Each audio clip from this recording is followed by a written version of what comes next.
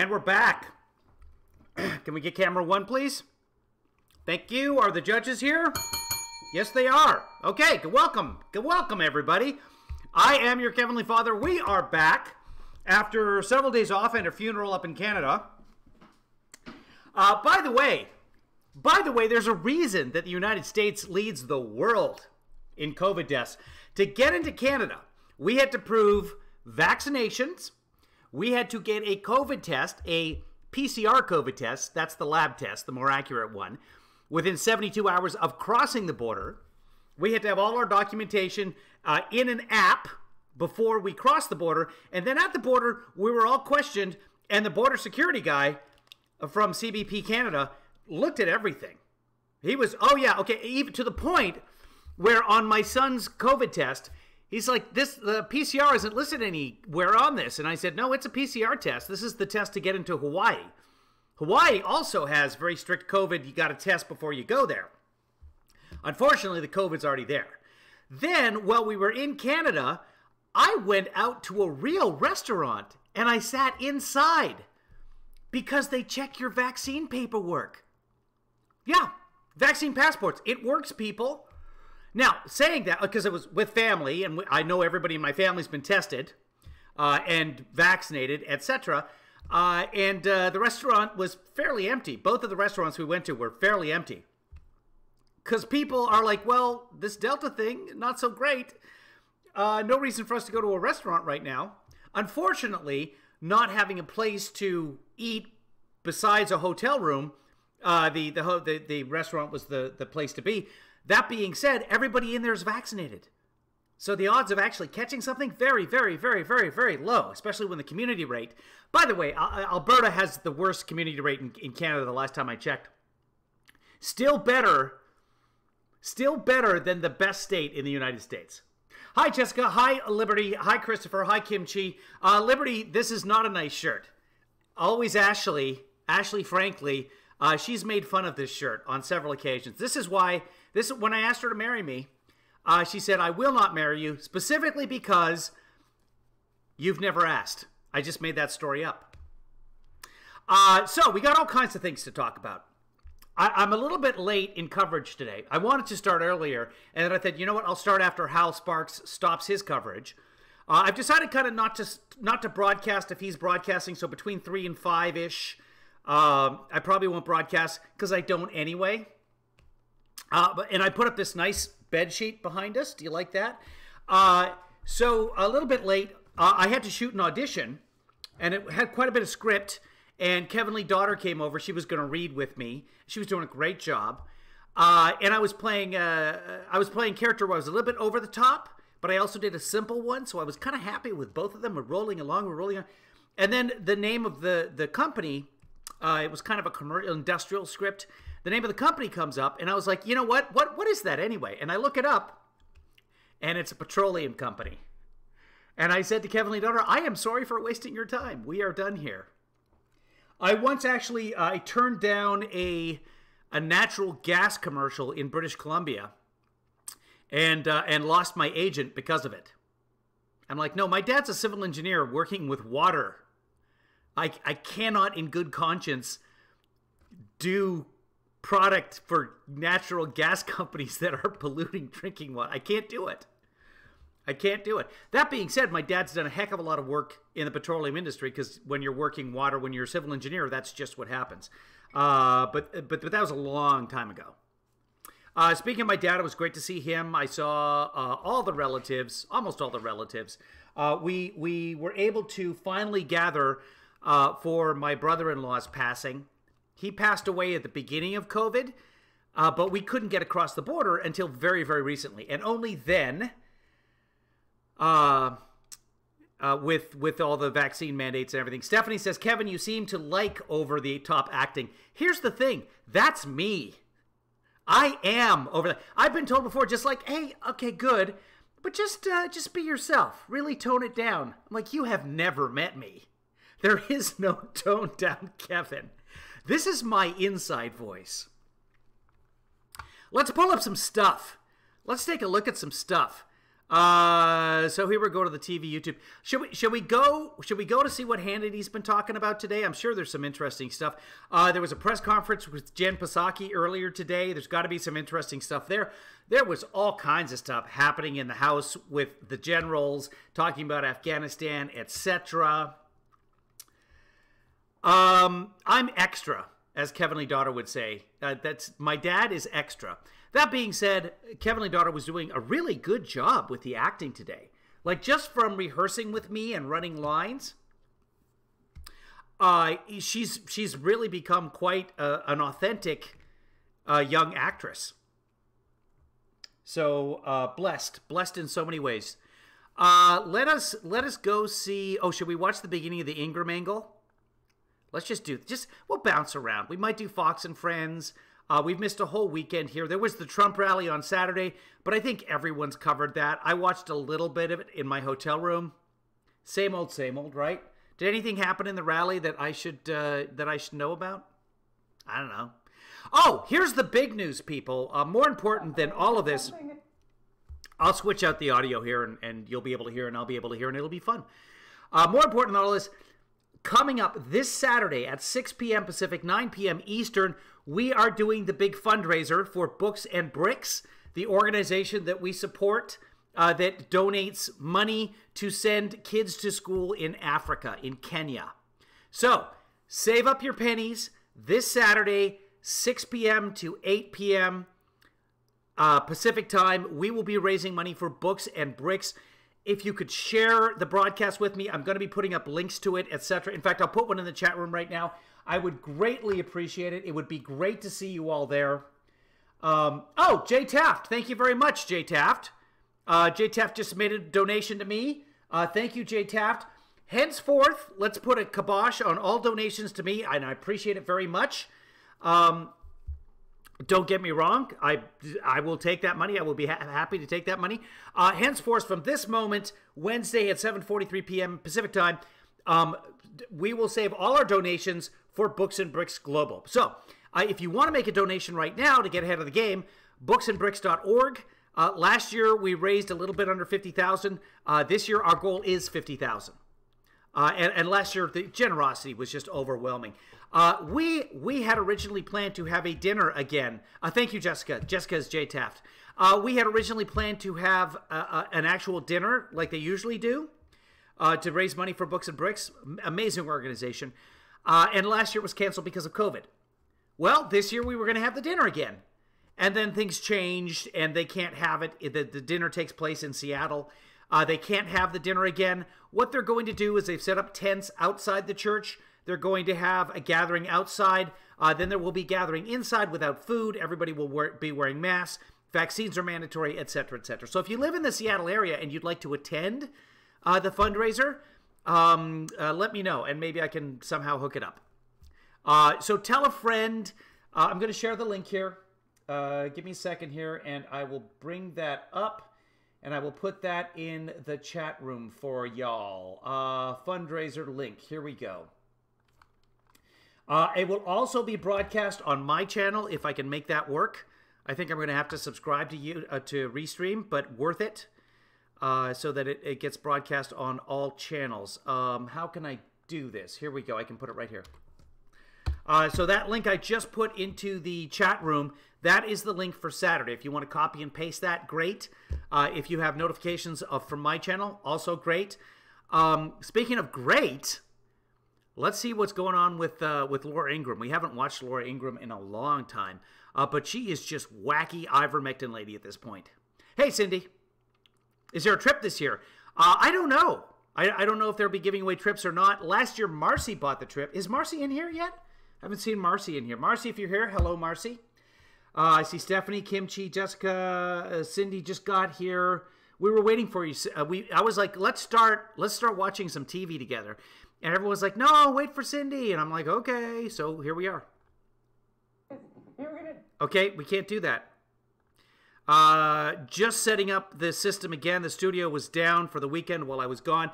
A big news, TBD Studios is closing down. So I will be actively looking for some place oh yeah, Marcy's here, and they have lava right now on the Big Island. So pray for Marcy, everybody. Hashtag pray for Marcy. I was talking about something, but then Marcy interrupted me with lava. And Kevin's daughter wanted to be a volcanologist when she was a kid. She's still a kid. Who are we kidding? So we're going to watch a little bit of Laura Ingraham, and then we might do Hannity, and we might do whatever else happens. If you guys want to watch something, we'll watch something. This is pretty much just spilling covfefe in the evening. It's been a day already. I was up very, very, very early in this morning taking a trip to LAX. I got in like at midnight from Canada with a stop in Seattle. I got to see Rusty, guys.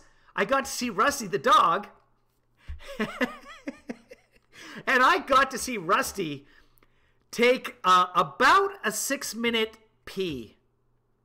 Just all 4 legs, just letting it go, just non-stop urination on at random's carpet. I think Rusty was upset that I stopped paying attention to him for like 5 minutes because at random wanted me to look at her water heater, and so he just stood there. And I'm like, get a towel. And Kevin's daughter's like, here. And she hands me a bowl. So now, here's it. He doesn't even lift up a leg, right? Because dogs will be like, yep, I'm doing my business. No, just all 4s like a horse. Just constant stream. So Kevin's daughter hands me a bowl, which I hope at random has washed since then. So I put the bowl underneath the stream, and he fills up the bowl. It was impressive. One of her cereal bowls. So what I'm saying is if you're in Seattle and you happen to be at a Goodwill considering a yellow breakfast bowl, word of caution. Here's TV Karen. Tell us, is there? I think that I don't know if Rusty was marking his territory, or because he usually when they mark their territory they do a little bit here, a little bit there, a little bit there. He just looked like he was like, I don't know what you want me to do, and so just let it all go. Which come on, we've all been there. Who amongst us has not just stood there and urinated on a carpet? Cosmetics line that you're about to launch is going to be very popular. The what? Yeah, you have a cosmetics line, right? I saw that somewhere. It's like you have an astringent and a buffing thing you're doing. And I think it looks your skin looks beautiful. If you not see, yeah. So I brought Rusty some chocolate liqueurs from Canada. I got it at the duty-free shop right at the border. So that was probably what it was. You know, from hitting and elbows and punching. All This is right, what I got to hit now. I don't know what's happening here. Your skin does look beautiful tonight. That's Hannity. all I do is I hit every day for an hour and a half. What you're doing. It's exfoliating your whole skin. He does like Taekwondo or something, I think. I don't know. It looks fantastic. Really. I don't even know what that word means. Okay, well look it up. Look it up. All right. I do my own makeup every night. It takes me 40 seconds max. I've witnessed that. I do too. I'll see you tomorrow. All right. I'm Laura Ingraham. This is the Ingraham Angle from Washington tonight. Virginia Democratic gubernatorial candidate Terry McAuliffe made clear last night that he doesn't think parents should have a say in what their kids are learning in schools, no matter how. No, Laura. No. What he said is parents shouldn't be allowed to just walk into the classroom and veto books. In other words, say, this class is not learning about this. School curriculums are set up by a process involving many people approving or disproving. Many of the states, by the way, rely on Texas. Texas gets to decide what the kids learn in several states across the country. But there are school districts, there are educators, there are professionals that decide this is going to be part of the curriculum. And it is the curriculum in the curriculum, usually for decades. But then you have parents coming in saying, oh, this is critical race theory. Let's burn this book. Hey, that Huck Finn, let's burn this book. Hey, that George Orwell, let's burn. We don't want our kids learning about thought processes. That's what he was saying. But let's see how they cut it out here so we can, just put that into their context. How depraved the content. Well, tonight, his opponent, who's surging in the polls, Glenn. Oh, you're not even going to show it? Okay. Youngkin is here to exclusively respond. And Obama breaks. Oh, that guy. They asked that guy about vaccines. Well, what about measles and polio and smallpox? Should those be, well, not smallpox, TB, should those be mandatory? Oh yeah, those should be, well, it was a lot of,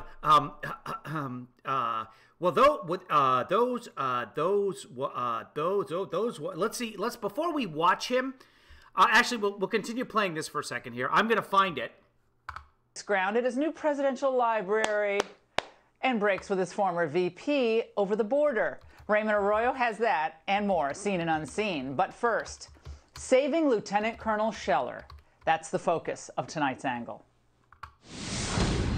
Our son called for accountability. It's no. Okay, let's see if we can go ahead on this. I'm ready for jail. All right.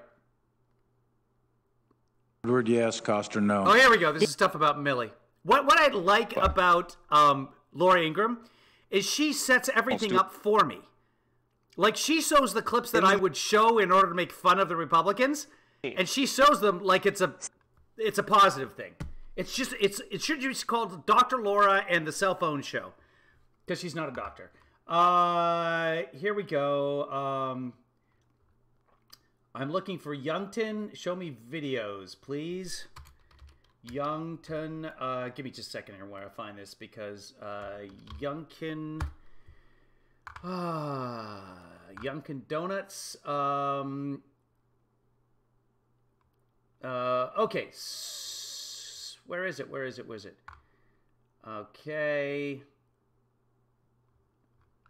Wow, there's like, there should be more.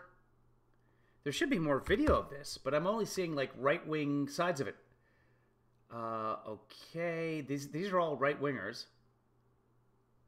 Oh, okay, here we go. Let's bring it over here. This is from the Lincoln Project. A quick follow-up to you, Mr. Youngkin. Do you believe getting vaccinated for measles, mumps, or rubella is a personal choice for Virginians? I think that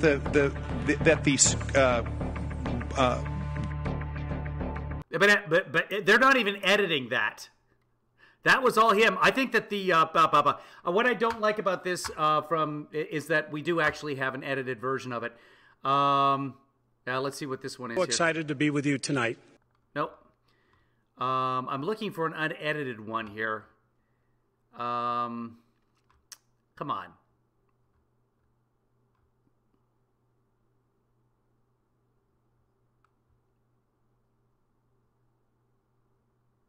Okay, how about this one? This might be it. And we have a moment here. We have a moment here to help people understand the real information in this. Well, be your 72nd governor. So excited to be with everybody tonight. I was honored to be your 72nd governor. And if you remember when I took office, I inherited an economy that was in chaos. I got to work. I got out of bed every single day fighting for you. I worked in a bipartisan manner, and guess what? That's not going to help. I just want to see. Okay. This appears to be unedited. Here we go. So asking about measles, rubella, etc. Follow up to you, Mr. Youngkin. Do you believe getting vaccinated for measles, mumps, or rubella is a personal choice for Virginians? I think that the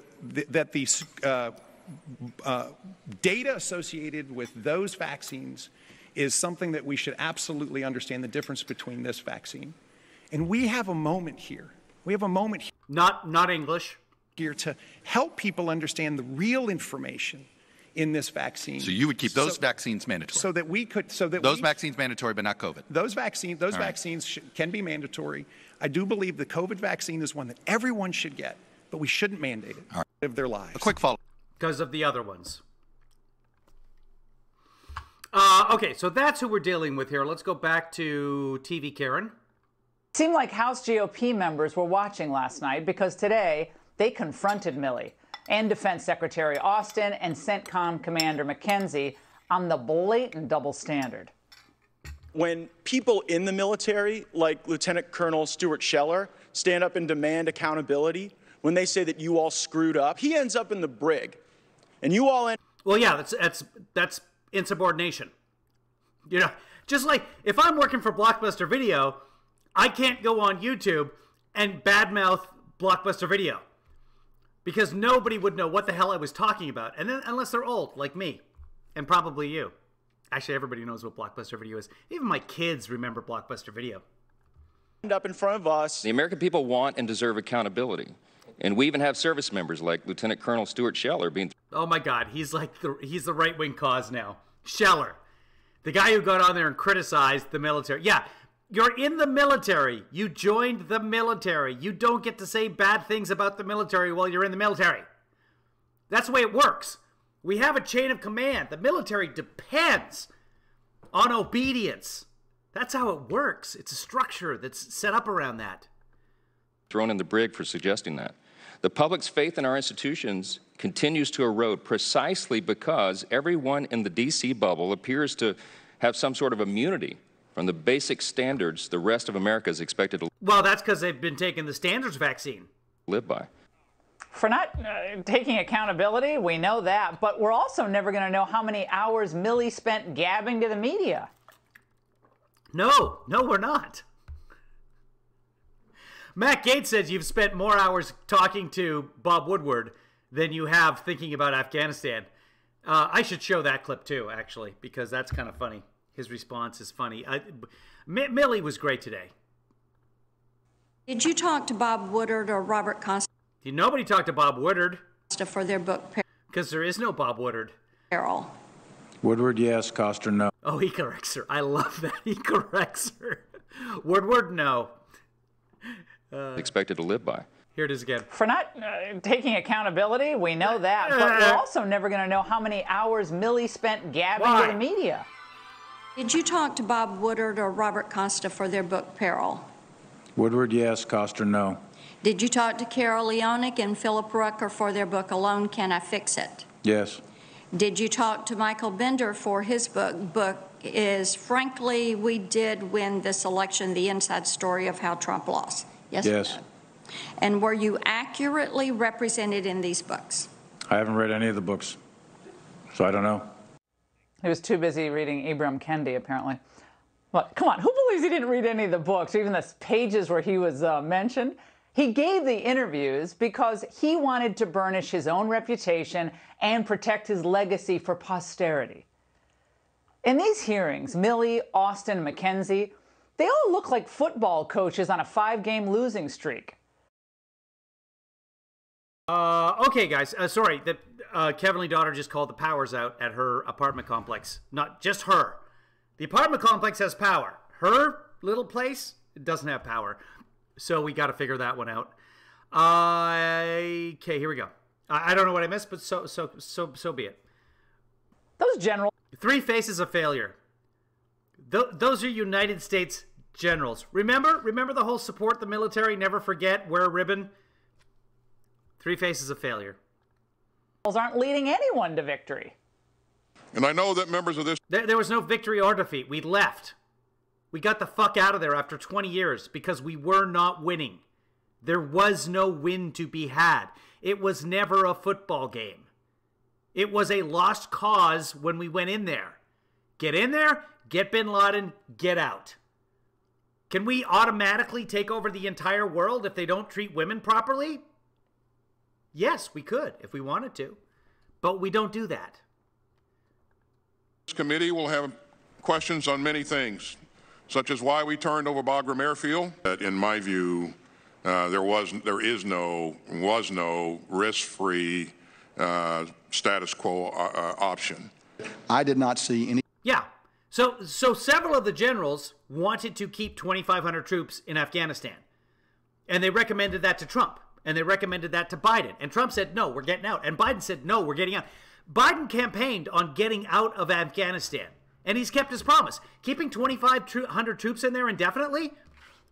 No. And some military experts said, yeah, we got to get out. And these generals said, yeah, we should stay in. They all recommend 2,500 to 4,000 troops. But none of them said, this country's going to be stable forever. They all said, yeah, we're eventually probably going to be at war with the Taliban, but we have to be there to support the Afghan army, which will probably fall to the Taliban at some point anyway. But Joe Biden didn't lie about that. I've read the transcripts. I've watched the show. The question was, you know what? I should get the transcript up at some point. But anyway, let's see what they do here. Tactical utility to Bagram. Yeah, the only reason the Taliban had stopped attacking the United States is because Trump said, we give up, we're leaving, as long as you don't attack us. And the Taliban's like, fine, go for it.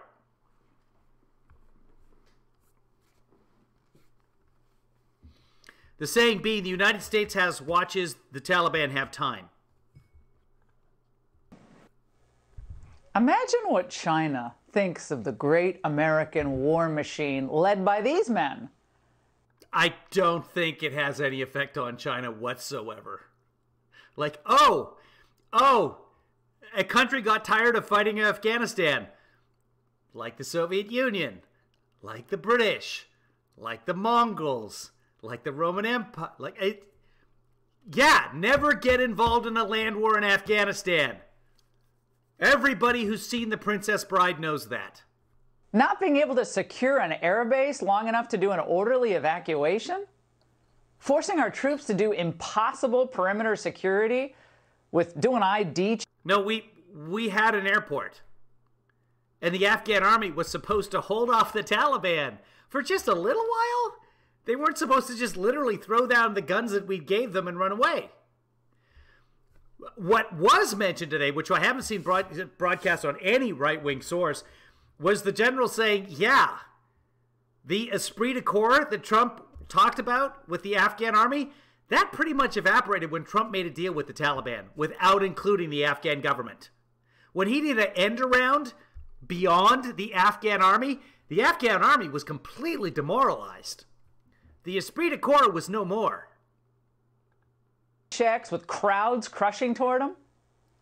Well, Milley did admit the obvious, that the withdrawal was a strategic failure. Wow, I just lost all my viewers according to YouTube. Did my broadcast stop? Or did I just get really stupid? I mean, what's the difference, right? Here, you think? But he's... If you're just joining us, Saturday, 6 p.m. Pacific time, until probably around 7:30, probably do about 90 minutes, we will be having a charity drive for Books and Bricks. Please come check it out. Still doesn't believe anyone should be held accountable for it.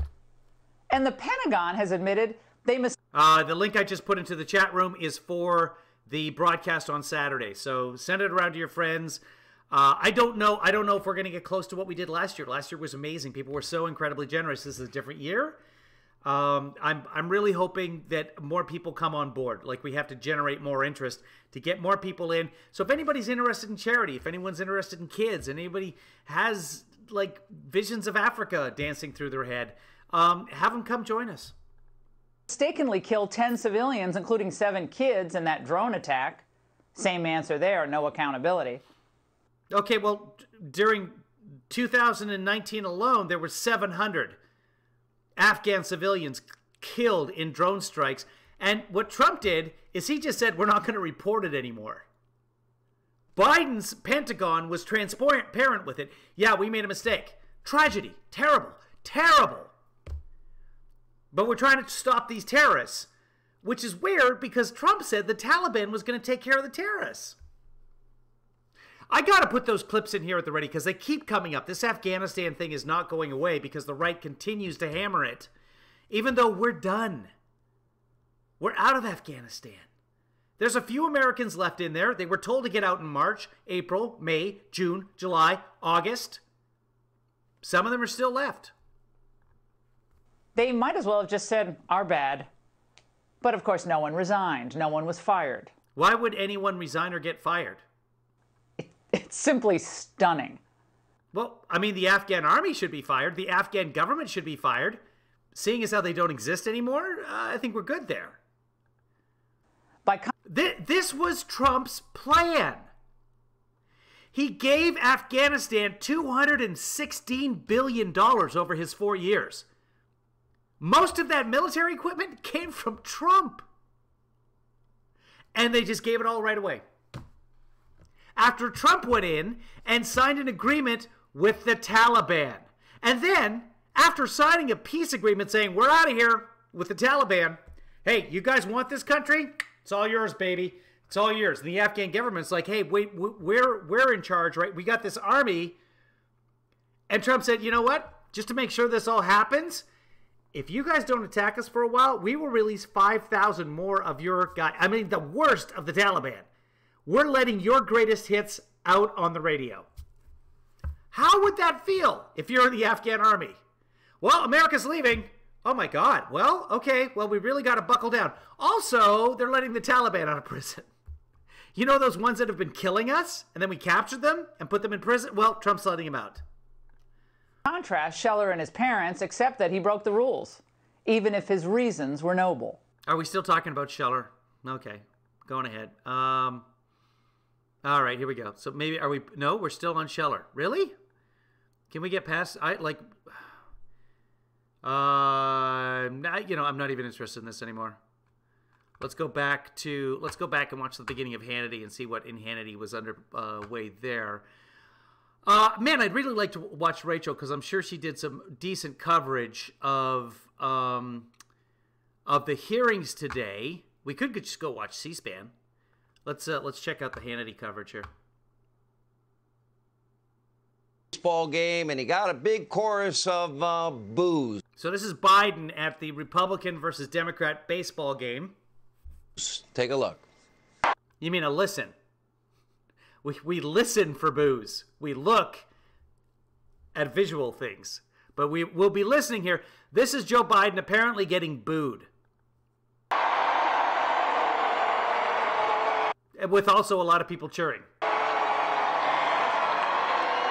Yep, there's a lady clapping. There's a lady clapping. There's a guy clapping. This guy's videotaping, so he can't clap because then your phone is like, ah, so nobody wants that.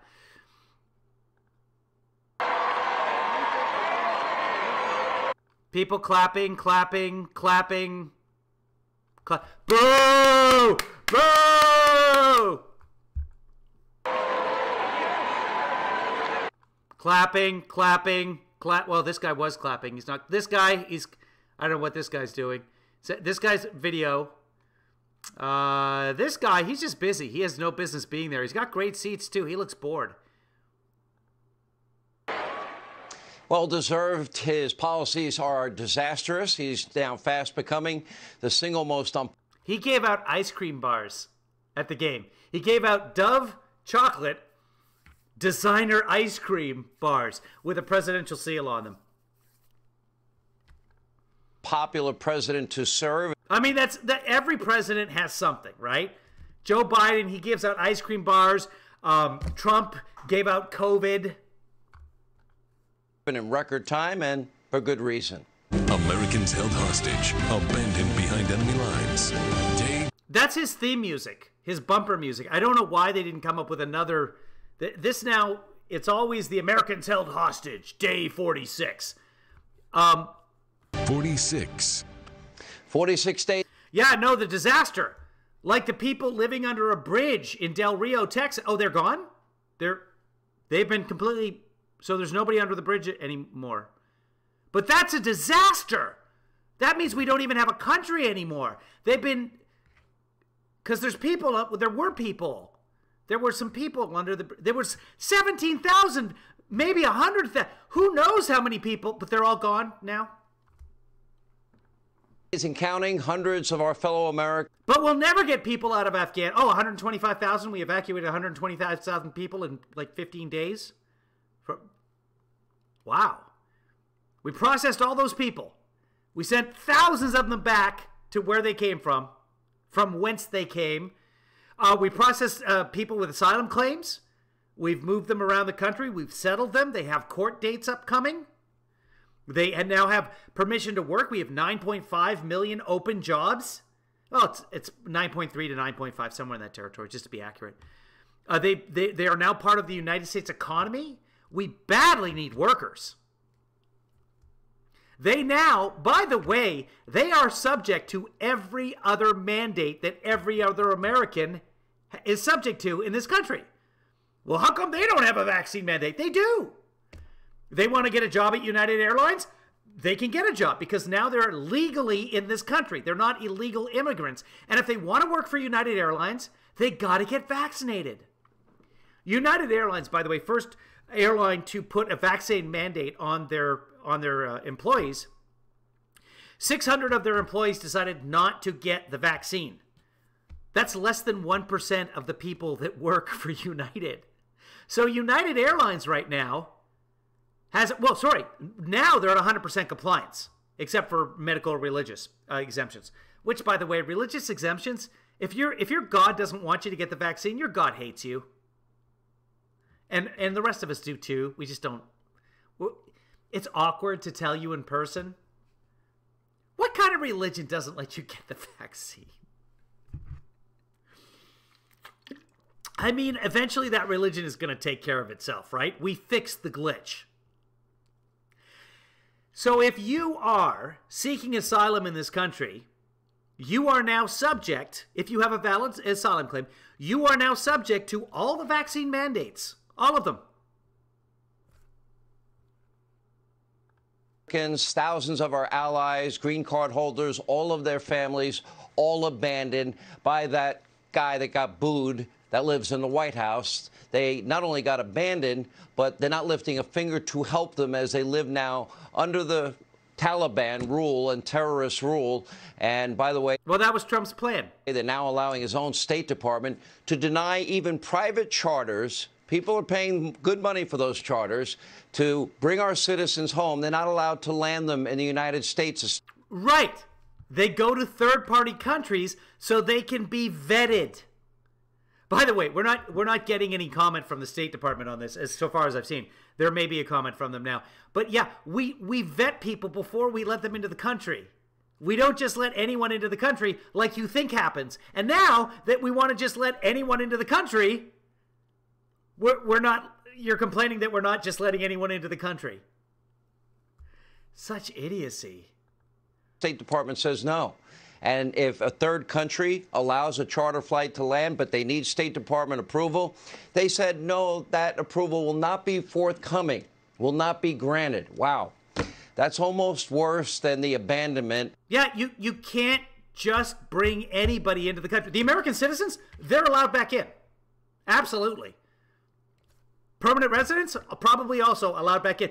But we have to figure out who these people are before we let them back into the country. You can't just take a whole plane full, 100, 200 people on a charter jet, which is great, by the way, whoever organized this, getting them out of Afghanistan. Fantastic. Taliban said, yep, go.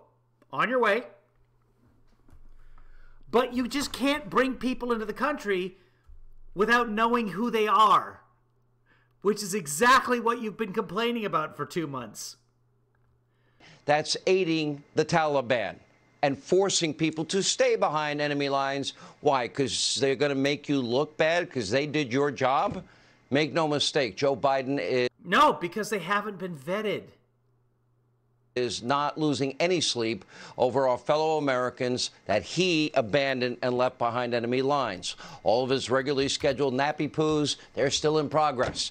In fact, Joe Biden hasn't even mentioned the Americans he abandoned in 30 days. In 30 straight days, not a single word about the people he abandoned.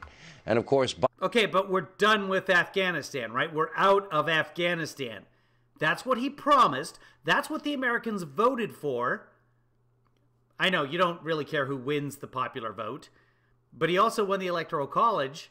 That's how democracy works, and he did what he promised to do. He got us out of Afghanistan. Was it messy? Yes.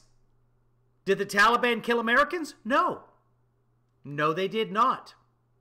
It was ISIS. Remember the ISIS that Trump said he got rid of? Okay, technically it was ISIS-X. Biden's top military advisors, they're doing their best to cover for the big guy. Today they testified that no one saw the rapid collapse of Afghanistan even coming, which is truly remarkable. Watch. My position all along has been if you go to zero, if you go to a state where you're not going to be able to maintain their forces on the ground, that a collapse is inevitable. I have to further say I did not see it coming as fast as it did. There you go. That's exactly what Biden has said. Nobody saw it coming as fast as it did.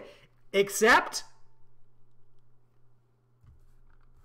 thought it would be a matter of into the fall or into the winter. I did not see it happen in 11 days in August. You didn't see it coming. All right, let's slow things down a little bit. Look at your screen. Okay. This was Afghanistan. We're going to leave, remember we have the time-lapse map. We're going to leave it up there. Yeah. This is May, Taliban. This is when, the red part is where the Taliban had control of the country. Not really that much, enough to be concerned about. Well, a lot. I mean, not really that much. The government only controls the gray areas. This is the problem with Afghanistan. Not only is it a series of little provinces and states and territories, those are tribal separations. They had begun their offense. There are warlords controlling up there. There's other warlords over here. This is a tribe. This is the government. Over there, that's the Taliban. The Taliban's in this state, and really they're controlling commerce in that state. Up there, you've got the opium fields. A little earlier. Now let's take a look at the month of June. See what that looks like. Oh. Really, that's a terrible way to... You don't need the white flash. Just go directly to June so that we can see the difference. See, when you put the flash in, then our eyes are clouded and we can't see the... Oh, now they're taking... Looks exactly the same to me because you put the white flash in. Taking over bigger portions and taking control of dozens of other provinces. I don't know. Let's watch it again. Not really that much. Enough see, to be better, when I jumped back, suddenly there was less red in the middle. Right in here. Okay? So here, this is how you do it. Boom. See? Now, that's a difference. Okay? This is July. That's May. Look at the difference. When you put the white flashes... Okay, so here's July. There we go. July. Yep. Uh-oh. That's when the Taliban controlled the vast majority of the country and were headed straight for Kabul. We still control Kabul. We controlled Karzai International Airport at this time. We had time to get everybody out and our military equipment and... Right, which is why they started telling everybody. They started telling in May. Sorry, April, March. In March, they started telling people, get out. Our allies and our families and the green card holders as the Taliban was closing. There is, by the way, as much as I am critical of Americans who decided they just weren't going to leave, and if they still don't want to leave, there are NGOs there that people have decided to stay. There are probably priests. There are, I know people working with animals in Afghanistan. There are people working the opium fields. There's drug smugglers there. Okay, if you want to stay there, you can stay there. For those of them that stayed, that should have left when the embassy said get out, you should have left. This was a distinct possibility. Leave, see what happens, come back. I know, that's asking a lot. But... as much of that has been said, and I'll defend the operation, etc., the evacuation was a contingency plan. They did plan for it. That's why it happened. That's why so many forces were ready to go if things went bad. Things went bad, they came in, and they were at the airport overnight. As much as good contingency plans were in place, we should have been evacuating the green card holders months ago. And I suspect that the Afghan government was like, hey, don't start taking all the Afghans out of here because we don't want to start a panic because it will domino. They didn't see that coming because the whole world saw it. No, the whole world didn't see it because the people in Afghanistan apparently didn't see it. Biden and his generals, they closed Bagram Air Base in the dead of night. And so by August 15th, it was over. They had... Well, that's August 12th, day before my birthday. Had control of the perimeter around Karzai International Airport and Kabul. Yeah. In April, in May, in June, in July, and August. Oh, this is a better one. See, it's just jumping. There's no white flashes in between. Over a dozen intel sources on the ground were warning Biden every day that this collapse was imminent. Our sources, multiple sources, have told us the CIA and our intelligence community people, they pulled their people out 7 weeks earlier. They did their job. They saw what was coming. Right. like Biden's State Department was telling everyone to do. The CIA, guess who's in charge of the CIA? Biden. And what did they do? They got the fuck out. What were they telling Americans to do? Get the fuck out.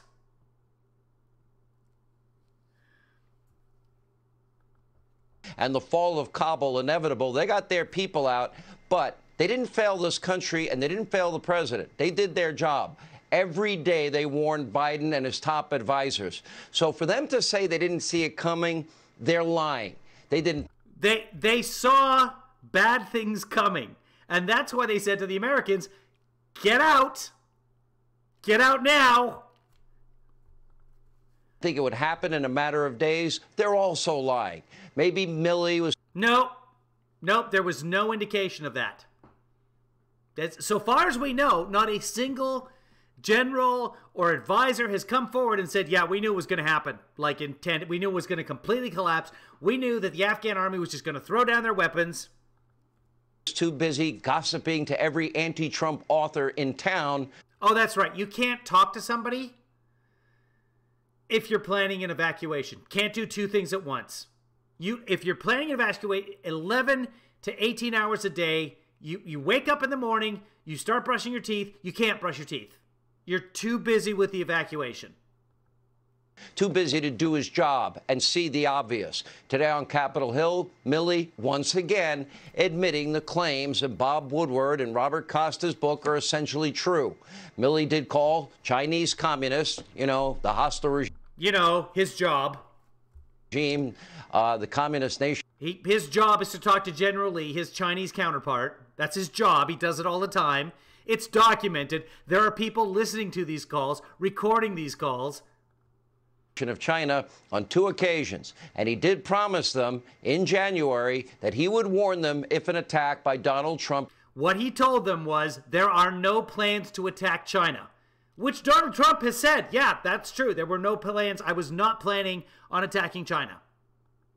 Our commander-in-chief was imminent. Milley was under oath. And it's true. What he did was tell the truth. Probably knows he was likely recorded by. Yeah, Pompeo knew. Pompeo knew about this. Woodward and these other authors he spoke to, so now he's doing his best to look truthful and act like it's not a big deal. Saying that you're going to warn a sworn enemy of a pending attack. There was no pending attack. You can't spin your way out of that. Well, if there's no pending attack, then there's no reason to warn your enemy, right? There was no pending attack, Sean. None of this ever happened. It's okay. Take a look. That's why we're under Chinese control right now. Because General Milley warned the Chinese that we were about to bomb them. They did a preemptive counterstrike, and that's why we're all glowing green right now. Did you or did you not tell him that if we were going to attack, you would let him know? As part of that conversation, I said, General Lee, there's not going to be a war, there's not going to be an attack between great powers. And if there was, the tensions would build up. There'd be calls going back and forth from all kinds of senior officials. I said, hell, General Lee, I'll probably give you a call, but we're not going to attack you. Trust me, we're not going to attack you. Yeah, he was de-escalating. The Chinese were worried that Trump was going to wag the dog, going to start a war before the election in order to win the election. Because presidents at war, and I know we were at war in Afghanistan, etc. So typically presidents in an active war, a hot war, they don't lose because Americans rally behind their leader when we're at war with somebody, or at least it's a war that we care about. So we were worried, the intelligence community, China, myself, I was wrong. I thought Trump was going to try and start some sort of skirmish somewhere and wag the dog. You cannot minimize a general telling his counterpart in China that. Those calls... You don't have to minimize it. It's fine. With China... I have the book, by the way. I have the Woodward Costa book. So if we need to pull anything out of there, we can. Maybe we'll read from it at some point. A lot of the juicy stuff has already been covered by the media. By the way, in spite of what he testified to, were not authorized by the commander-in-chief, Donald Trump. Also, they were not authorized. If you look at the chain of command, it goes Donald Trump to the Secretary of Defense. At the time, it was Acting Secretary Chris Miller. He has called Milley's conduct, quote, a disgraceful, unprecedented act of insubordination, and he should be fired. Clearly, it appears Milley was going rogue. Now a full investigation is more than warranted. Milley should be fired now today based on that admission. He should have to resign, and then we should have the full investigation. This week, Milley he should have to resign for doing his job. Admitted that he frequently... Yeah, anytime you save the world from nuclear destruction, you should resign. Gossips to anti-Trump authors and journalists all over the Washington swamp. Maybe that's why he couldn't see the Taliban on the march taking over 20% of Afghanistan, 40%, 60%. How on earth is it ever appropriate for America's top military general to be smearing his boss, the commander-in-chief? How does that make anybody safer in this country? How does that advance security of Americans at home and abroad? Clearly, it didn't help him in Afghanistan. This botched withdrawal could not have gone any worse. Oh, it could have gone much, much, much worse. Oh my God, not a single American has been killed by the Taliban. Okay? The Taliban.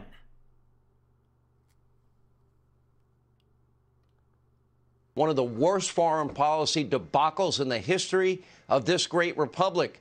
But according to Biden, there was no other choice. And his advisors, they all agreed that we had to pull out and leave no troops behind. Right. That was Trump's plan, remember? Okay, that's not what any of them said. Take a look.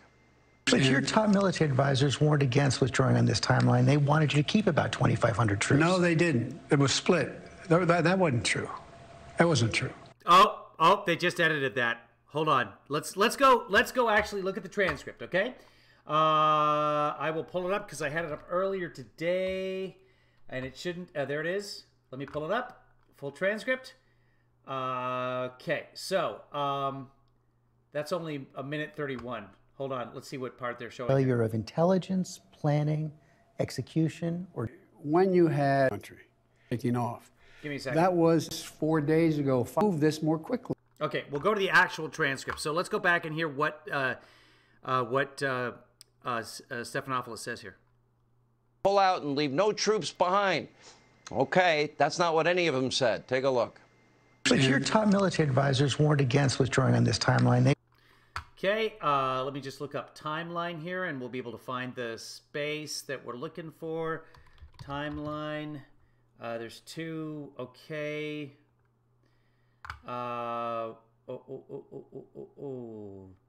Okay. Your top military advisors warned against withdrawing on this timeline. They wanted you to keep about 2,500 troops. Okay. No, they didn't. It was split. That wasn't true. That wasn't true. Okay. So he said, yeah, it was split. Some of them said we should keep troops in. Some of them said let's get out. That's what a split is. When Stephanopoulos says, hey, your top military advisor said you need it. Yeah. No, it was split. Some of them said it. Some of them didn't. This is what, and I think we're about to see this. They wanted you to keep about 2,500 troops. No, they didn't. It was split. That wasn't true. That wasn't true. My assessment was? Yeah, it was split. Milley wanted to keep some troops in there. Milley did not want to end the war in Afghanistan. Back in the fall of 20, and it remained consistent throughout that we should keep a... Same thing he told Trump when Trump wanted to pull all the troops out as well. That's what Trump agreed to. He had his ambassador sign a surrender deal giving an exact date, May, for pulling all troops out of Afghanistan. Biden kept the troops in there longer. Steady state of 2,500, and it could bounce up to 3,500, maybe something like that. So no one told your military advisors did not tell you, no, we should just keep 2,500 troops. It's been a stable situation for the last several years. We can do that. We can continue to do that. No one said that to me that I can recall. And that's true. Nobody said that it's been a stable situation and we can keep it stable. Nobody said that. None of the generals today said, Oh, yeah, no, it's a stable situation. It's still, in fact, when asked, the general said, no, we'd be at war with the Taliban right now. This was yesterday in the Senate, or 2 days ago in the Senate. Sorry, I've been in the air most of the last couple of days. Elizabeth Warren asked, well, knowing what we know now, would things be stable? And they said no. Hold on. Kevin Lee Daughter's calling. General McKenzie, did you receive advice from General Miller in the end of 20 and early 21 related to troop levels in Afghanistan? Ranking Member, I did. What was that advice? The advice, his view and my view were essentially the same view. And my view was that we needed to maintain about 2,500. All right, as you could see, Joe Biden was lying. He's not an honest person. He hasn't been his entire life. He's the plagiarist. And as he declines even more cognitively, seemingly by the hour, his lies are becoming worse and worse and more unbelievable. Since taking office, he lied about the amount of vaccines that President Trump ordered. He lied about the number of people getting vaccinated. He lied about the efficacy of vaccines. He lied about the tax plan. He lied about $3.5 trillion, his Build Back Better plan, and said it won't cost. Okay, sorry. Kevin Lee Daughter's trying to get a hold of somebody and nobody's answering, so she's out of power at her house, and that's not really pertinent to what we're talking about here. So, moving on. It's $0. Let's go back because he said something about levels in Afghanistan. Do that, we can continue to do that. No, no one said that to me that I can recall. That part? General McKenzie, did you receive advice from General Miller in the end of 20 and early 21 related to troop levels in Afghanistan? Ranking Member, I did. What was that advice? The advice, his view and my view were essentially the same view. And my view was that we needed to maintain about 2,500. All right, as you could see, Joe Biden was lying. No. The question was, let's go back and look at the question again. The question was, did someone say you should maintain troops so that we will be stable? Back in the fall of 20, and it remained consistent throughout that we should keep a steady state of 2,500, and it could bounce up to 3,500, maybe something like that. So no one told, your military advisors did not tell you, no, we should just keep 2,500 troops. It's been a stable situation for the last several years. We can do that. We can continue to do that. We can continue to keep it stable. Nobody said Afghanistan was going to be stable. Nobody would say that. No, no one said that to me that I can recall. General McKenzie. The same view. And my view was that we needed to maintain about 2,500. All right, as you could see, Joe Biden was lying. To support the Afghan army. Lying. He's not an honest person. He hasn't been his... But anyway, we had 2,500 people in there, and things were falling apart. We just saw the map of how the Taliban was taking over more and more territory. We were there at the time. We were even supplying some air support. Entire life, he's the plagiarist, and as he declines even more cognitively, seemingly by the hour, his... Oh, there was some accusation. He did plagiarize people earlier in his career. His lies are becoming worse and worse and more unbelievable. Since taking office, he lied about the amount of vaccines that President Trump ordered. No, not true. Lied about the number of people getting vaccinated. The problem there is a comprehension issue on the right wing's part. Vaccine can be plural or it can be singular. So if you interpret it as singular, then Biden lied about the vaccine. But if you use vaccine as a plural, which the only way it makes sense in the sentence is to accept it as a plural, then no, he was not lying. He was exactly accurate. Vaccinated. He lied about the efficacy of vaccines. He lied about the tax plan. No, he didn't lie about the efficacy of vaccines. He lied about $3.5 trillion, his Build Back Better plan, and said it won't cost $0. No, he said it will cost $0. Does he not have a calculator? He lied about driving an 18-wheeler. Well, no, because it also raises taxes on corporations and the wealthy, which is what the vast majority of Americans are in favor of, so that those taxes pay for the the programs. The bill is paid for. It's a zero-sum game. We're dealing with sum zero right here. Let me see if I can find... now, when we contrast that to the Trump's tax, cut, job bill, the tax scam, at the time, The Republicans all voted for it because they said that what would happen was it would raise a bunch of revenue because GDP would skyrocket because the corporations would create so many new jobs. And as it turns out now, we know from the 2008 tax plan, the jobs were not created. Job growth did not spike. What they did with a lot of the money they brought back from overseas was just buy back stock, raising the price of the stock, and considering that the companies pay the CEOs and the C-level executives with stock, why wouldn't they do that? We all said, you know what's going to happen? They're going to buy back their own stock with all that money that's been sitting overseas. If you give it to them amnesty, give it to them tax-free, because they've been hiding in Ireland or other tax havens, if you give it back to them, they're just going to buy their own stock back. And they did. Some people were upset by that. But, you know, who could have seen it coming? Hold on and I'll tell you. Give me a second here. There we go. Oh, I think I have it. And here it is. Some people were upset that the corporations bought back their own stock. Very much so. They were extremely perturbed with the tax plan. I never liked stock buybacks from their standpoint. When we did a big tax cut and when they took the money and did buybacks, that's not building a hangar. That's not buying aircraft. That's not doing the kind of things that I... Right. That's not stimulating the economy. That's not making jobs. The basic premise of if we give corporations and rich people a bunch of money, they're going to create jobs is nonsense. As any small business owner can tell you, and I have owned small businesses, you don't just hire people and then you're going to get more customers. In advertising, maybe. Marketing, your marketing department, you might add some people in order to generate customers. You hire people when there's demand for your supply and you need to create more supply. That's when you hire people.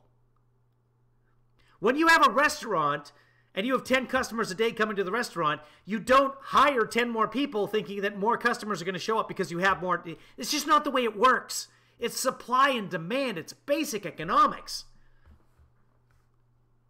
want them to do. And we're now talking about buybacks. We didn't think we would have had to restrict it because we thought they would have known better. Oh, they would have known better.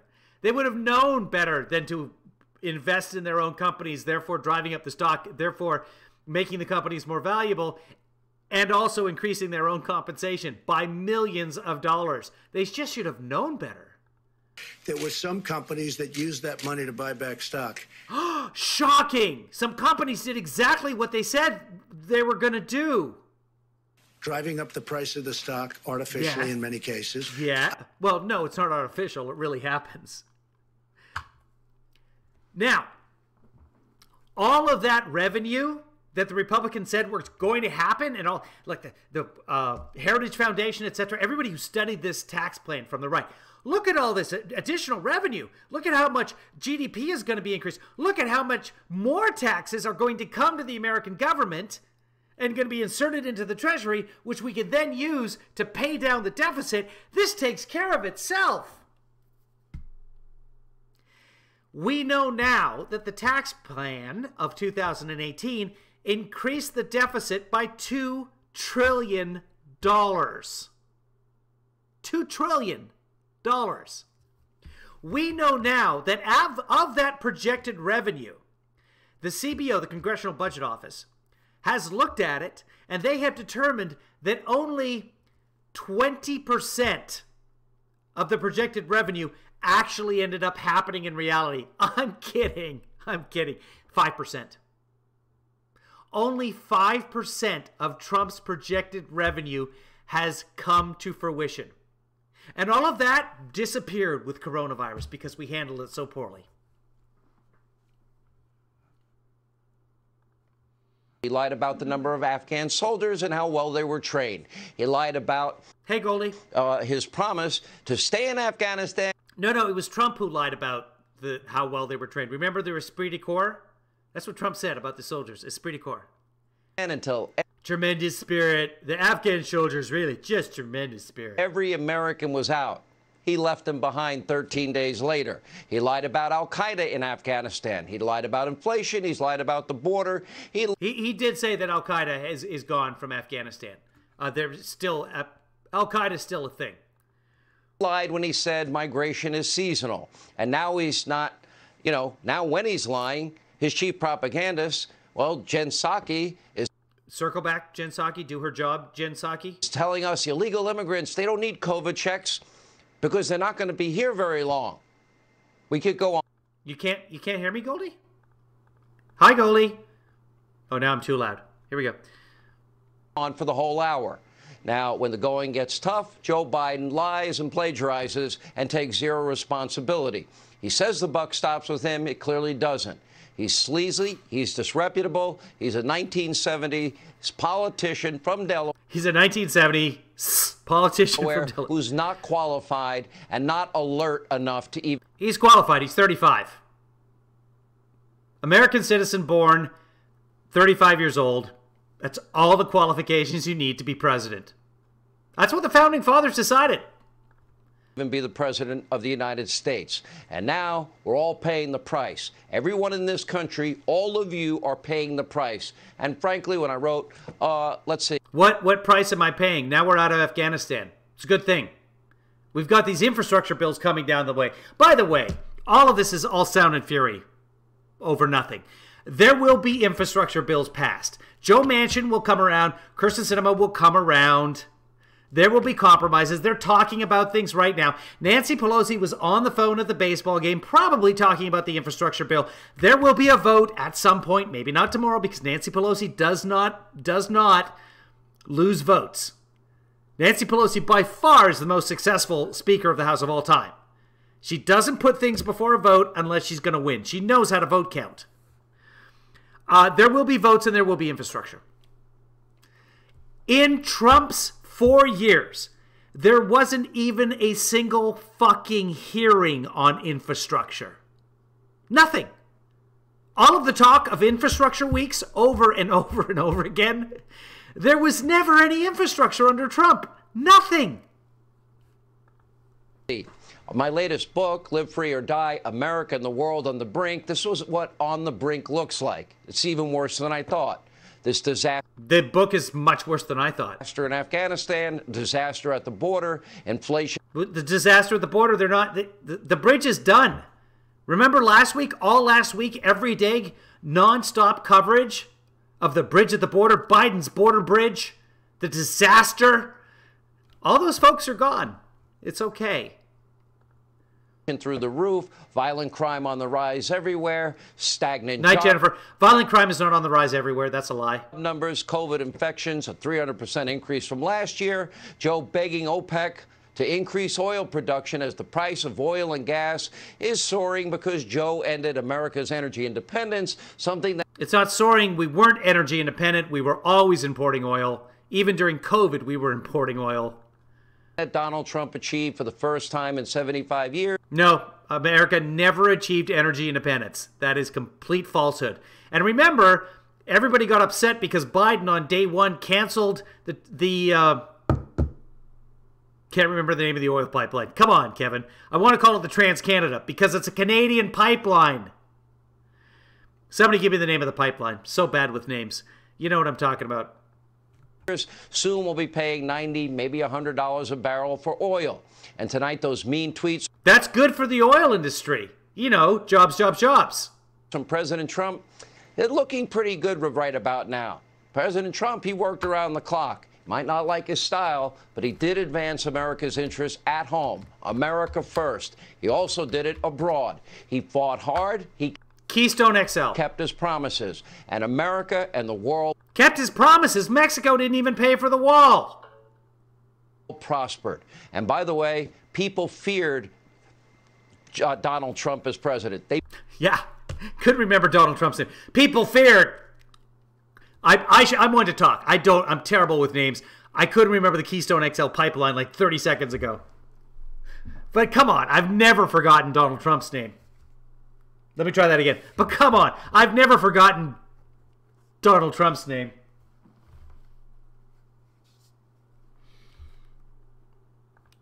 believed it when he said he would obliterate them, like he did the Caliphate, like he did Soleimani, like he did Baghdadi and Associates and the al-Qaeda leader in Yemen. Joe Biden, nobody believes him, and nobody thinks he even knows what day of the week it is. And now he's being rolled by his radical socialist party, and they call all the shots. He answers to them. He does what they say. If they get their way, America will never be the same again. Here with more, former Secretary of State Mike Pompeo. You know, yeah, I don't want to listen to Pompeo. Looks like he's lost weight, though. Good for him. Who else we got here? Oh, Donald Trump Jr. Oh, I'm salivating. There's the bell. Here we go.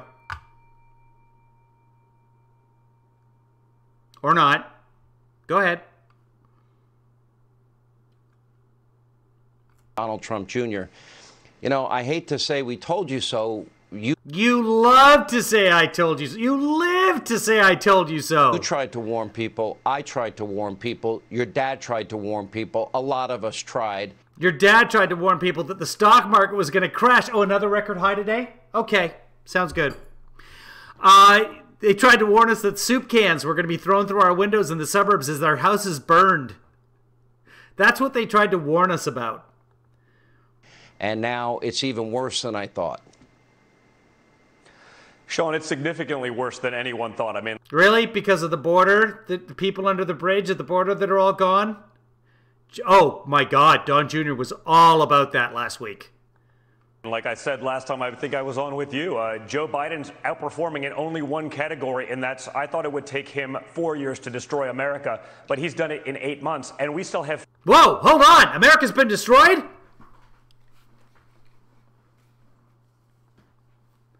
I was just in Canada. I was telling you guys that you have to have proof of vaccination. You got to fill out an app. You have to download an app. You have to put all your information, all your numbers, your passport, all the other good stuff. You have to put it into the app before you even get to the border. You have to have a PCR test for COVID before you get to the border. You have to have that printed out, and it has to say PCR on it. You have to have then your regular border documents, etc. To get back into the States, come on in. That was it. What do you got? Got a driver's license? All right. Come on in. This is why we have uncontrolled COVID spread. 40 months to go of this disastrous administration, right? This is an administration that can lie about what happened in Afghanistan, an administration that can leave What's wrong with his voice? Americans behind to a Taliban terrorist-controlled regime, an administration that can get on TV. Taliban hasn't killed any Americans, not one. And seriously tell the Taliban just let a bunch of Americans go today. I don't know why no way. Oh, they're not allowed to land in the United States. No, the Americans can. You just can't bring the rest of everybody. Somewhere between 25 and 50 Americans are on that plane out of 100, 200. The numbers are all over the place. We don't know for sure. Which is weird because you think they'd have an accurate count of that. But anyway, they're not letting the whole plane land with a whole bunch of people who haven't been vetted by the American American country and government. We just don't do that. We don't just let people into the country without being vetted, despite what we're being told. Okay. Oh my God. America has open borders. What do you mean they can't land here? Why don't we have open borders? You that 3.5 trillion is... This is the international symbol for 3.5 trillion. It's going to cost you nothing, Sean. I mean, that is... hang on. These are the international... 3.5 trillion? Nothing.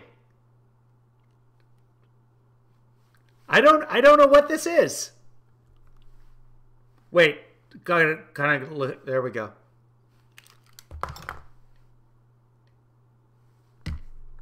A second. Now, Don, by even Democrat standards. You probably have what I have. On this, I actually have a calculator.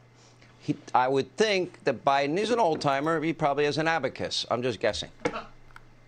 Ha! It's an old person joke. He would not know how to use an abacus, Sean. That is way beyond his capabilities. I wouldn't know how to use an abacus. I tell you, it really breaks my heart. With each passing day, and I pray to God I'm wrong. He's walking through the grass. It's great B-roll. And you know my heart. I want every American home, even if they're going to come home and ask that I get fired and you get silenced. I want them home. They're our fellow citizens. We abandoned all of them. Then you look at begging OPEC for oil. No, we told them to get out for months. Let's count the months here, because I haven't. So March, April, May, June, July, August. 6 months. We kept telling Americans, get out of Afghanistan. We're leaving. And remember, that was an extension of 4 months from when we were supposed to leave under Trump. Biden gave Americans 4 extra months to get the fuck out. And now, some of them are there. They can come home anytime.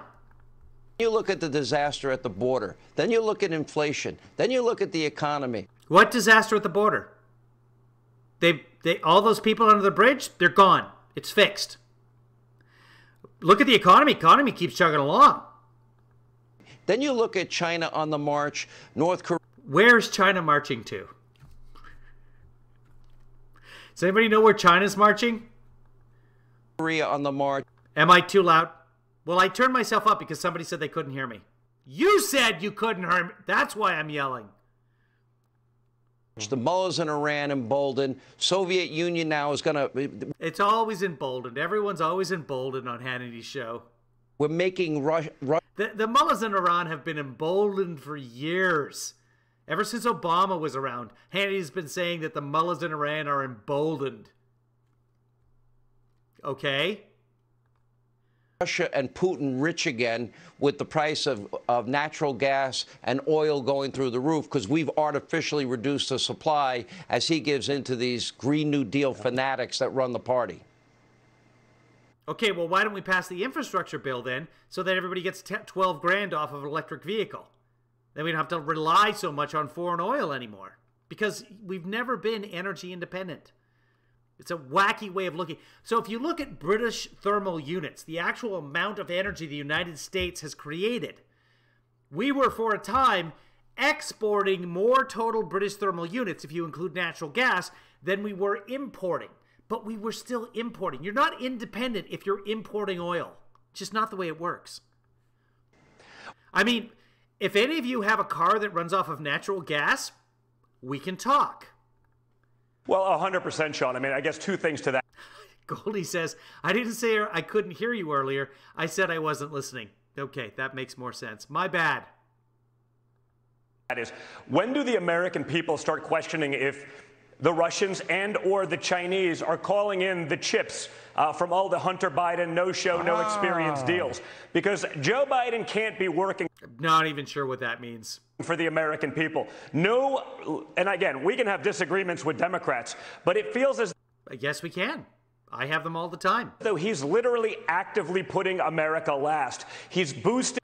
I mean, I don't know how you would literally do that.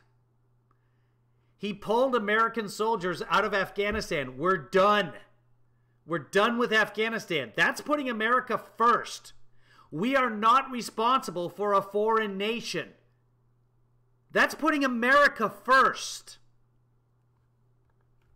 Our greatest threats and our biggest enemies. Americans are second-class citizens in their own home. New Yorkers have to have a vaccine.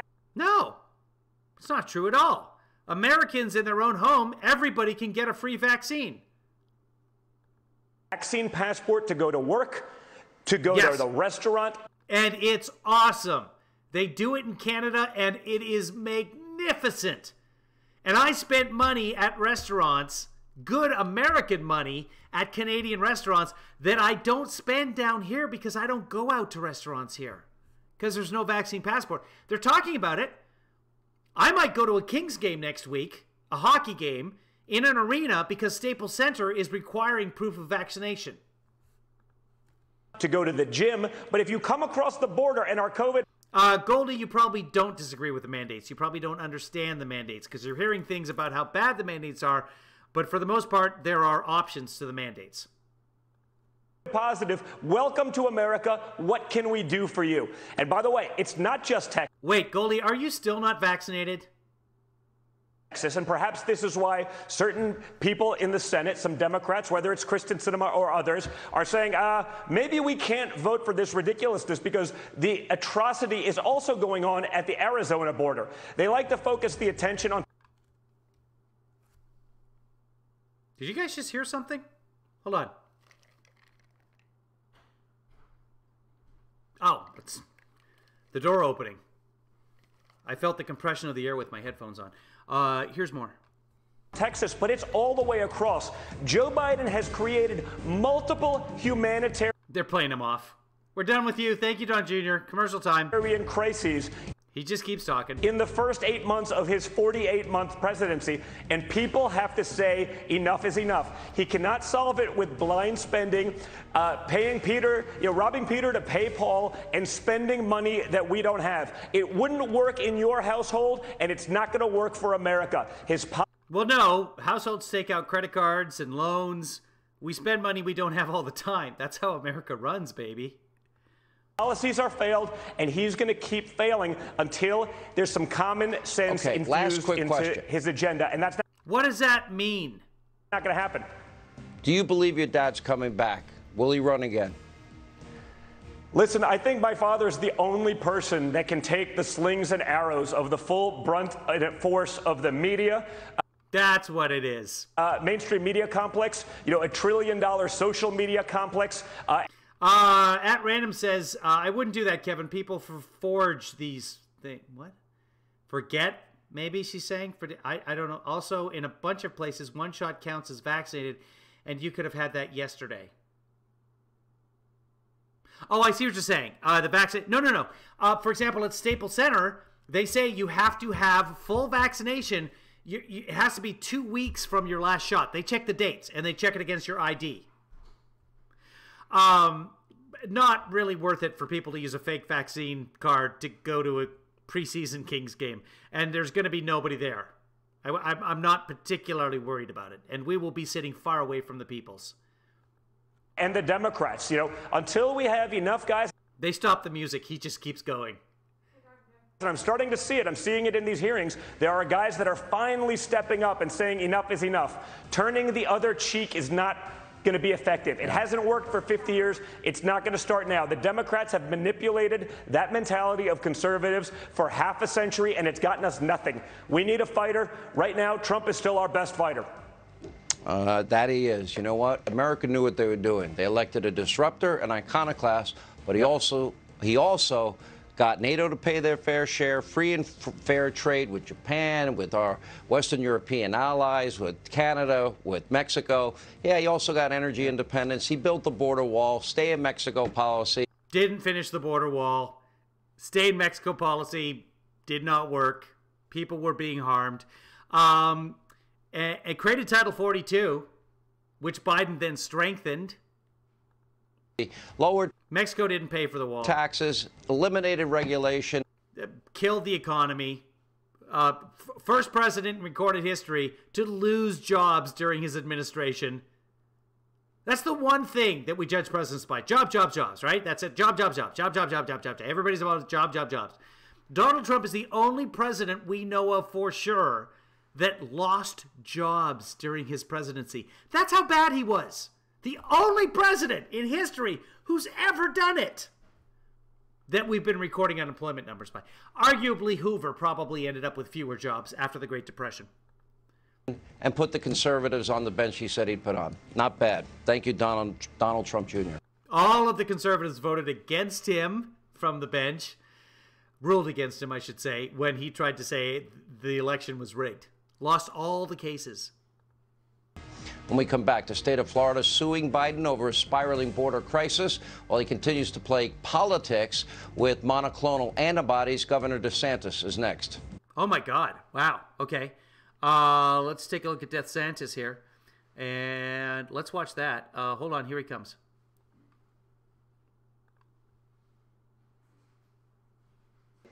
But tonight, he was at a baseball game. No social distancing at all, interacting with lawmakers in very close proximity. Oh, that... Yep, they're outdoors. It's not an indoor stadium, is it? Could create vaccine hesitancy. Why the COVID theater? And here to explain more, Florida Governor Ron They're vaccinated, yeah. DeSantis. All right. Probably tested before playing as well. First thing you did when COVID hit. He looks weird today. Is this screen squeezed? What's going on? Is you mobilized every state agency to protect the elderly population of your state. You did a great job. Then it became a hot spot with the Delta variant. We had what's called breakthrough cases. Fully vaccinated people, they were getting COVID, okay? Temperature usually plays a role.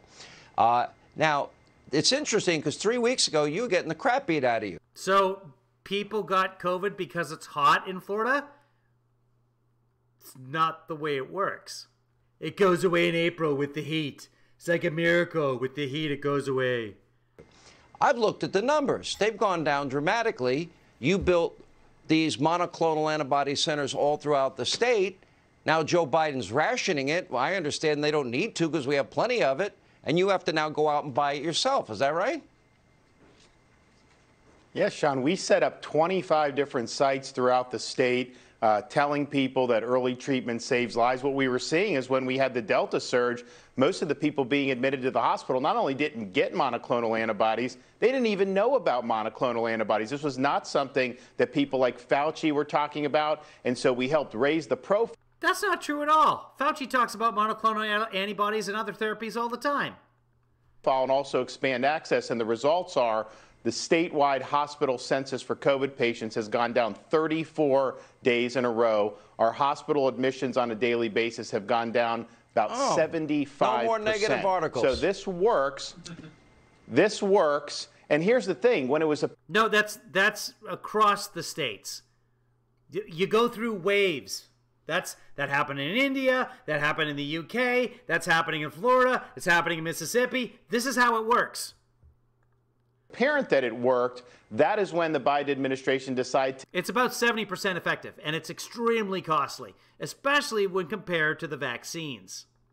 It's about $1,500 a treatment, as compared to a vaccine, which is anywhere from $20 to $100, but the government pays for it, which they're also doing with monoclonal antibodies.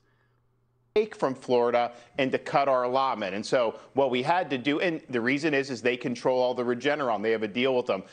So they dramatically cut our supply. So what we did a deal with GlaxoSmithKline, who also has an effective monoclonal antibody called sotrovimab. So we now have that in the state of Florida. Good. And our message to Floridians is we want to get you the treatment you need. Our message was we're all done with COVID. It's because we've done the best, and we're coming out of this. Our economy's great. We're keeping everything open. And then guess what? Suddenly you've got 20% of the deaths coming out of Florida. That's the message. Complete failure.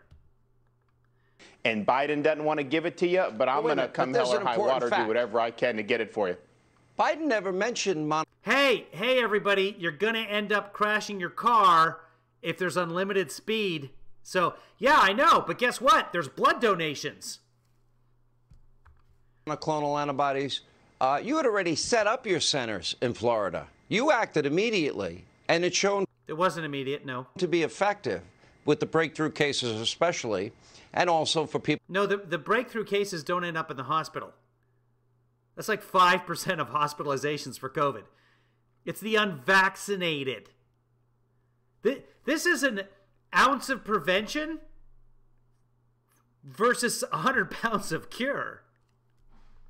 People unvaccinated, and then he rations it. I've checked, and what I've discovered is there's no shortage of Regeneron or monoclonal antibodies in the country, is there? So that would mean there's no reason to ration anything, right? No, it's not rationing. It's just sending in advance monoclonal Regeneron or whatever monoclonal antibodies you have to places that don't currently have them because you're anticipating a spike. Places like Idaho, Alaska, etc. Washington State, which has to take a bunch of the overflow from Alaska in eastern Washington. You're allocating the resources because you know it's coming. You're praising him for being prepared with the monoclonal antibodies, and you're criticizing Biden for preparing states who weren't prepared. Well, they say there's not, and if that's true, then you're right, Sean. It's just punitive against Florida because he's so obsessed with attacking Florida. He does that rather than does his job. And I think, though, they're trying to husband it because... But he's doing his job. They understand Delta's going to hit every aspect of this country at some point. The fall and winter, northern states have a different season. We tend to get it in the summertime. So I think they're... We tend to get the Delta variant in the summer. You've had like 3 months of Delta so far. Doing that because... Wait till the Gamma. Wait till the Nu. Wait till the Sigma. Because they see what's on the horizon. But at the end of the day... Yeah, and they're preparing. You just said it. If there's a single person in this country who needs this treatment and whose life could be saved, and they can't get it because of Biden's playing politics, you know, how pathetic is that? That is not leadership. Well, I'm not a doctor. And if there's a single person who doesn't have access to the vaccine because you allotted the vaccine in very suspicious ways, imagine how pathetic is that? Ask your doctor, but my understanding, everything I've read, is you need to get it early. I have a friend that was unvaccinated, 74 years old, got it within 24 hours and Why was he unvaccinated, Sean? Was fine. His 68-year-old wife, unvaccinated, fine. One of my best friends. Okay, so I hope you've encouraged them to get vaccinated, even though you're not a doctor. Fully vaccinated, breakthrough case, got it in 24 hours, fine. Great. But ask your doctor. And there's millions of people who also vaccinated and got it, and they're fine. The vaccine is far higher protection against hospitalization than the antibodies. Doctor, let me talk about the lawsuit as it relates to illegal immigration. Give us your thinking, and do you think it's going to be effective and work? Jen Psaki said, oh, these Republicans, what's your ideas? Our idea is very simple. Our lawsuit says end, catch, and release. If they end, catch, and release, and they reinstitute remain in Mexico and finish... Catch and release is also known as the asylum laws of the United States. Construction of the border wall, guess what? Crisis will be ended. People will stop even coming because they know they're not going to be able to. What we saw... No. During Remain in Mexico, people kept coming. What stopped people from coming was the COVID outbreak. Florida's doing a wonderful job keeping people away. I had people from Florida down at the border in Del Rio, and what we saw was we have people from over 100 nationalities that are making their way to Mexico, making their way to the southern border, because Biden's made it clear, if you just get here, we'll put you on a bus, we'll put you on the... Nope, it's not what's happening. ...plane, we'll send you all over the fruited plain. So if you have a valid asylum claim, you can stay in the country. That's always been the way it is. Always been. Even when we were doing Remain in Mexico, we weren't expelling people. We were having them stay in Mexico while their asylum claims were being processed, and many of their asylum claims were processed, and they were allowed to be bussed across the fruited plain. Singular. We have Americans having a hell of a time getting out of Afghanistan, and yet if you just come illegally, you basically get put on your way. No, if you're here, if you come illegally, you are expelled. You're sent back. And you're not only just dumped off across the border, you're now being flown into the middle of Mexico to start all over again. That's what we're doing now. Biden has enhanced Title 42. During the COVID pandemic, you are not coming into the country unless you have what appears to be a valid asylum claim.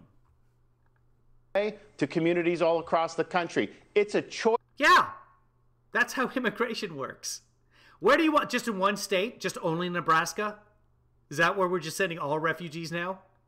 Choice that they're making. This is intentional. And if our lawsuit succeeds and they have to end, catch, and release, you know, they may be forced to actually do the right thing for a change. I noticed the media, sending the people to Mexico where it's dangerous. No matter how many times you've answered the question about are you considering a run for the presidency in 2024?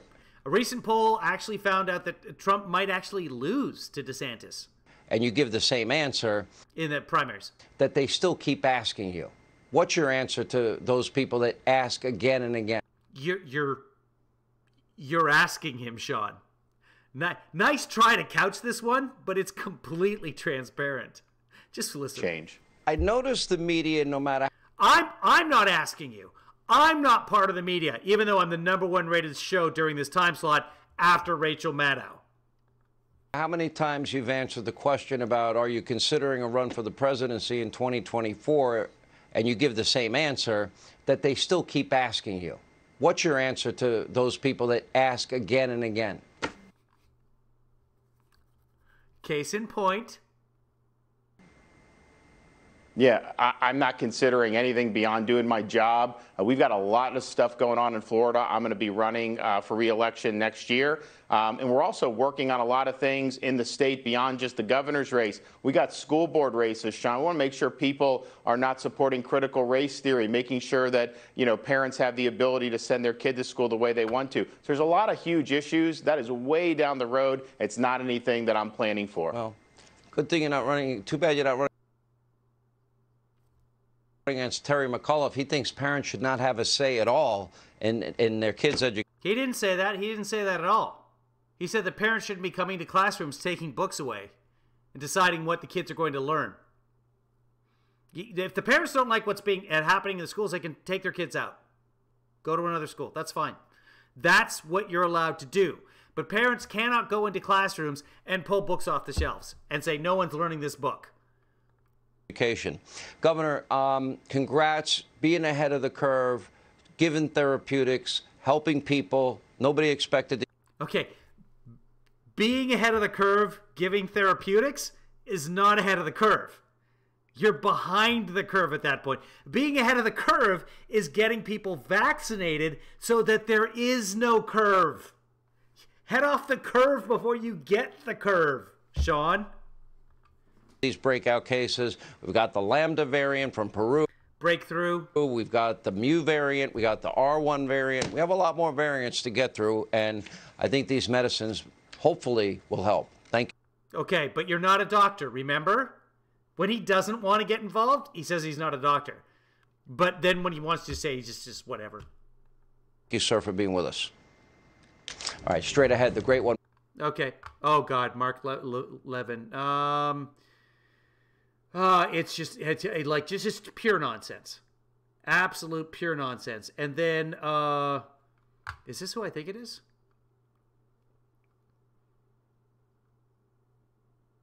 Yeah, it's the latest governor of California, I understand. Because independents just couldn't support Newsom anymore. Don't build it here. Build it in Chicago, in the South Side, where people of color are hurting. He's not listening to them. He's nothing more than a land bearer. They're criticizing Obama for where he's building his library. All right. What else we got here? It's probably time to wrap up the broadcast for today. Oh, what's this? Oh, this is the handoff. Nobody cares. What did Laura Ingraham do tonight? We watched a little bit of Laura Ingraham. I wanted to see if she had anybody interesting being interviewed. Let's just check out Tucker. Let's not go yet.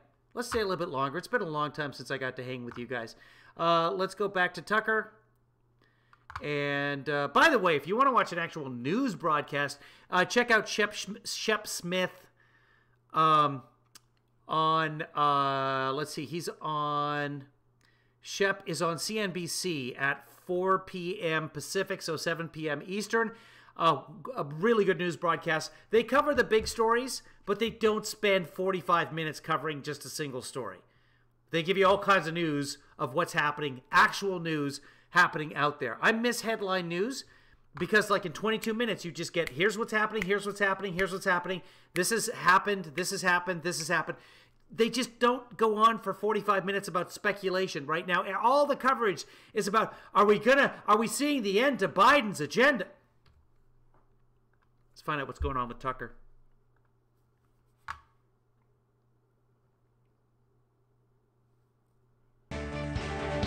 We're not actually going to watch Tucker. We're just going to see if he has any interesting guests. And if he does, we'll watch that. Hold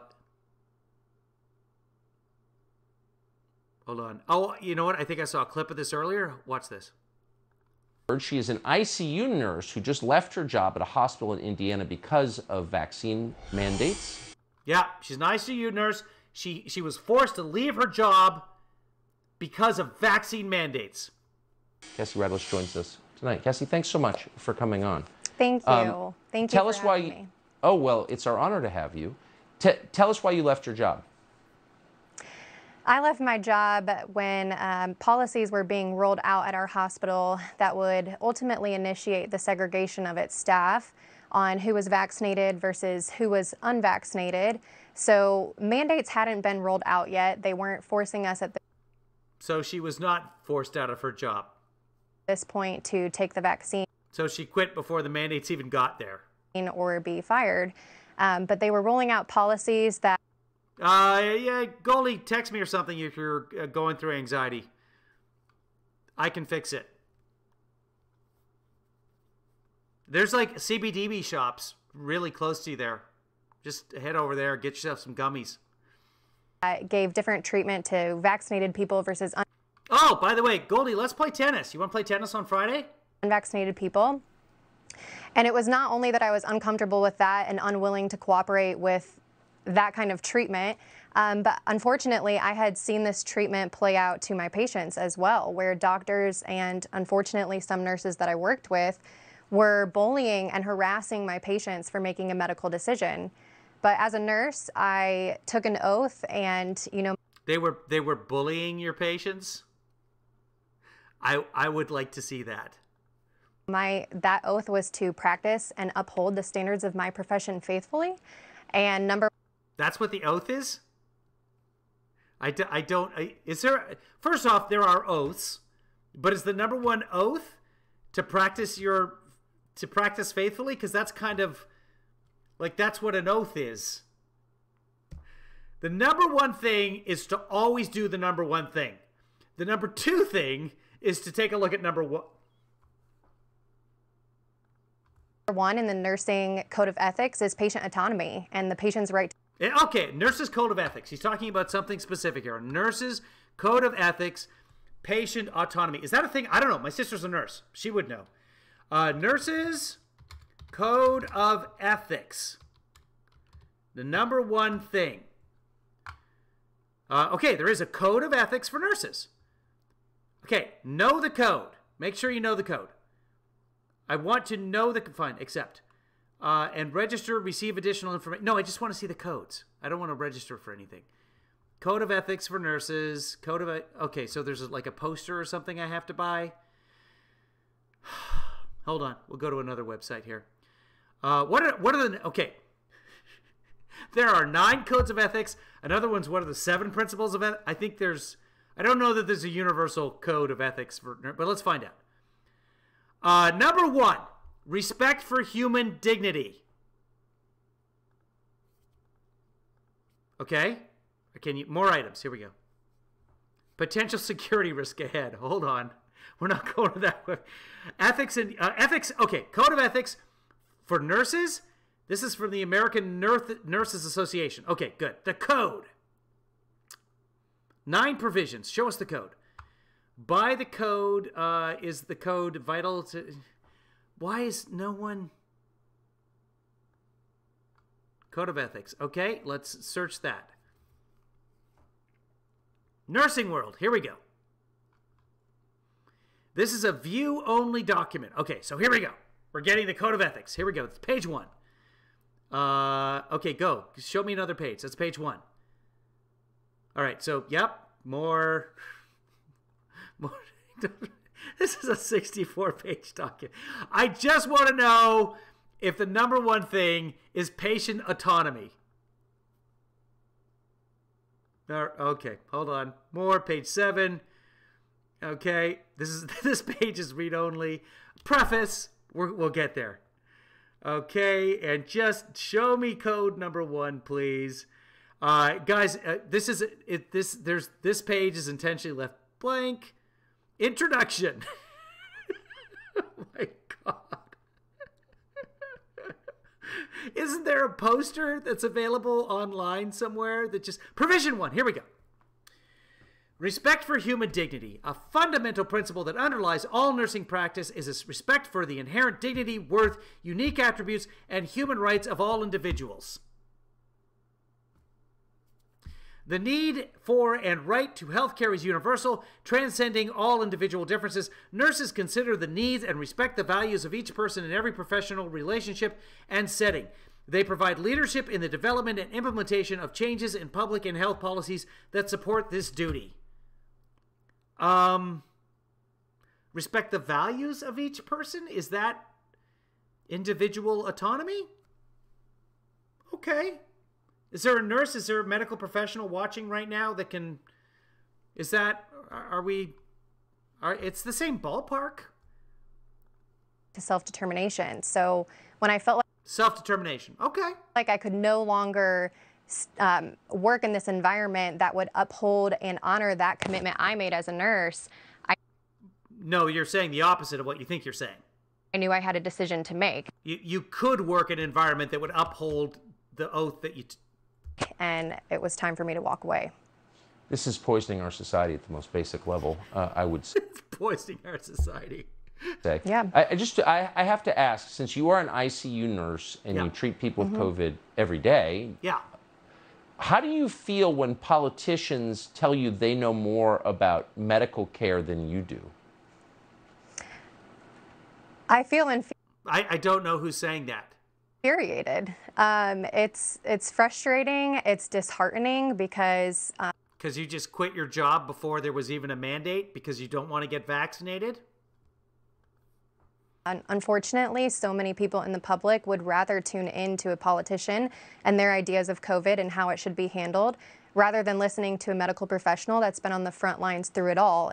Like Dr. Fauci? The last year and a half. It's So what are your recommendations then? maddening. I can't believe what's going on. Okay, so tell us then, what should people do in order to combat COVID? Hold on. I can't either. And no one's stepping up to protect people like you. It's really a distressing moment. Cassie, thank you, and Godspeed. I really hope you wind up somewhere where you can use your talents. Thank you.